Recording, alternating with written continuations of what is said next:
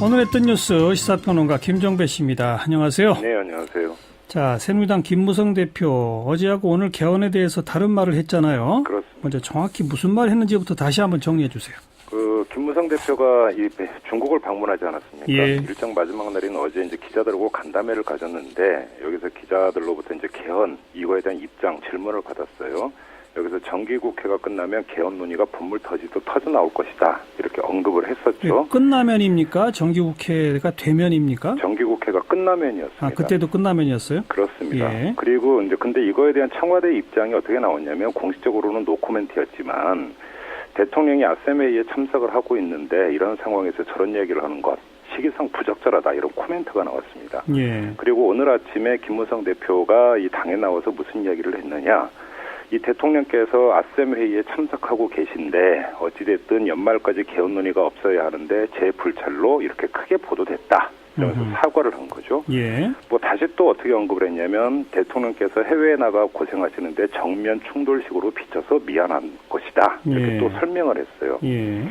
자, 이게 이제 어제 오늘 벌어졌던 일인데 이 김무성 대표의 발언 맥락을 잘 이해를 하면 개헌론 그 자체에 대해서 물러나는 이야기 같지는 않고요. 예. 이 개헌론을 제기하는 상황, 타이밍 이것이 좀 부적절했다.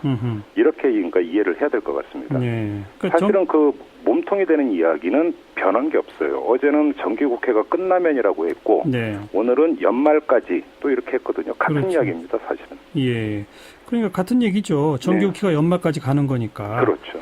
결국은 내년에는 본격적으로 개헌 논의해야 한다는 입장에는 변화가 없는 거라고 해석해도 되나요? 예, 뭐 이렇게밖에는 해석이 안 됩니다. 사실은 표현만 달라지지 내용은 똑같습니다. 정기국회까지는 뭐 예. 의정이나 이런 데 집중을 하고 예. 정기국회 끝나면 개헌 논의 집중할 수 있다. 이렇게 읽을 수밖에 없는 것이죠.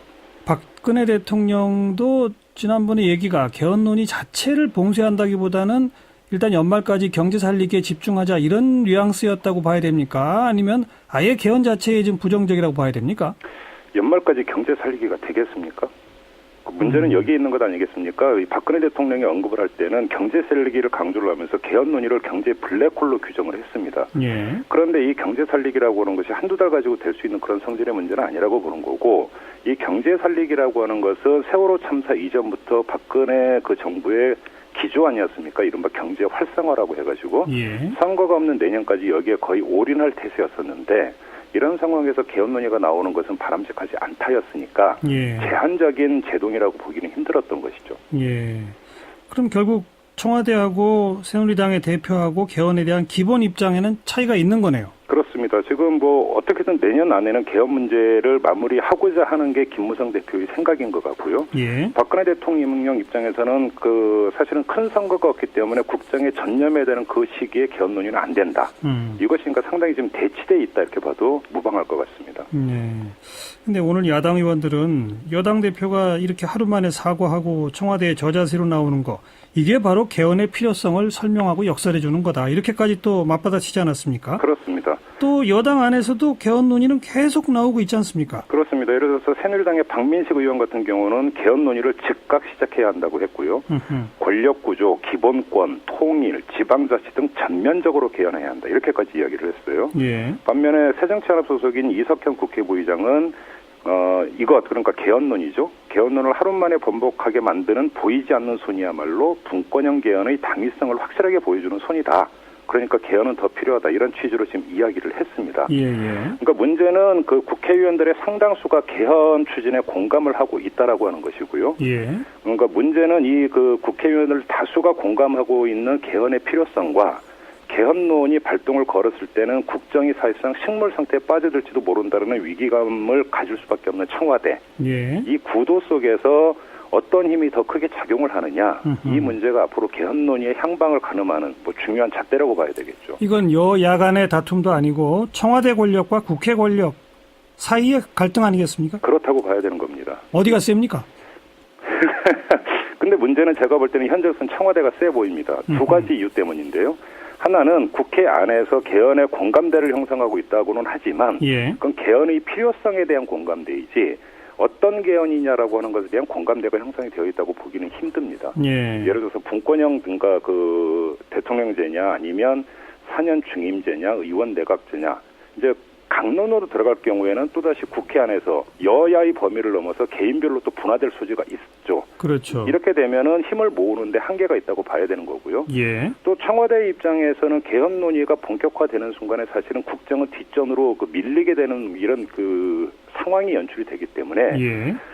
가용할 수 있는 모든 수단을 동원해서 이것을 막으려고 할 것이라는 겁니다. 예. 이런 점에서 제가 볼 때는 청와대가 가용할 수 있는 수단이라고 하는 것이 호소 내지 논리 단순히 이런 것뿐이겠느냐.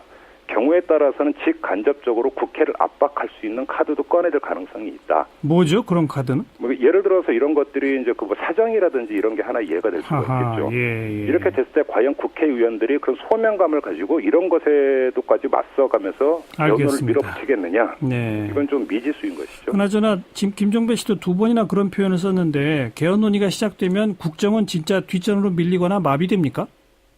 사실은 경험해 본 적이 없기 때문에 정상적으로 이 대통령이 직무를 수행하는 과정에서 개헌이 이루어진 것, 과거를 빼고 보면은 사실은 경험한 바는 없죠. 사실은 가설입니다만 문제는 이 권력구조 개편안이 어떻게 가느냐에 따라서 그것이 그러면 이 새로운 권력구조에 가장 가까이 다가가 있는 인물은 누구냐는 걸로 당연히 세간의 관심은 집중이 되는 것 아니겠습니까? 미래 권력이 너무나 빨리 그다음에 인위적으로 등장을 하게 될 가능성이 높다라는 겁니다.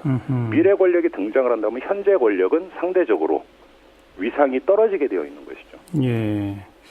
글쎄요. 근데 또 한편에서는 지금은 여등 야등 확실한 다음번 주자가 없지 않느냐. 네. 그러니까 개헌 논의의 적기다 이런 말도 있지 않습니까? 물론 있습니다. 그런데 그것이 바로 그 점 때문에 정권 말기로 가면은 다음 주자가 등장을 하기 때문에 못하는 거죠. 다음 주자의 이해관계 때문이라도 개헌을 할 수가 없다. 이렇게 이야기를 하고 따라서 지금 그게 등장을 하지 않은 이 시점에서 해야 된다고 이야기가 되는 건데요.